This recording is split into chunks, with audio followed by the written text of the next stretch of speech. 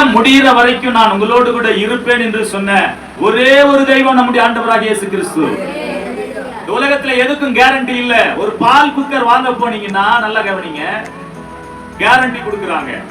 ஆனா கேரண்டி இல்லாத ஒரே படைப்பு எந்த படைப்பு அப்படின்னா நாம தான் அந்த படைப்பு. கேரண்டி இல்லாத படைப்பு.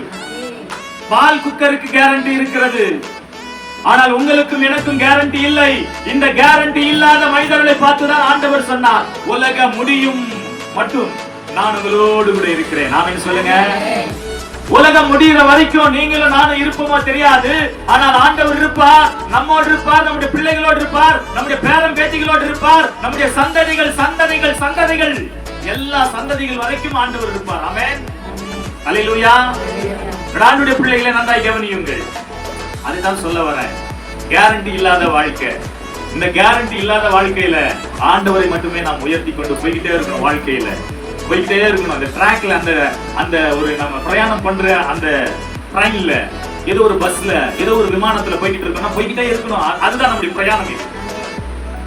பிரயாணம் பண்ண வந்திருக்கிறோம் பரலோகத்துக்கு. பூலோகத்தில இருந்து பரலோகத்துக்கு பிரயாணம் பண்ண போகிறோம். ஆமென் சொல்லுங்க. இந்த பிரயாணத்தில் போய்கொண்டே இருக்கிறோம். கண்ணீர் வரும், துன்பங்கள் வரும், போராட்டங்கள் வரும், கைவிடப்பட்டு நாம நிற்போம்.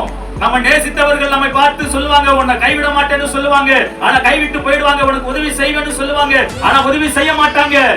போய்கொண்டே இருக்கணும் நம்ம பாட்டுல.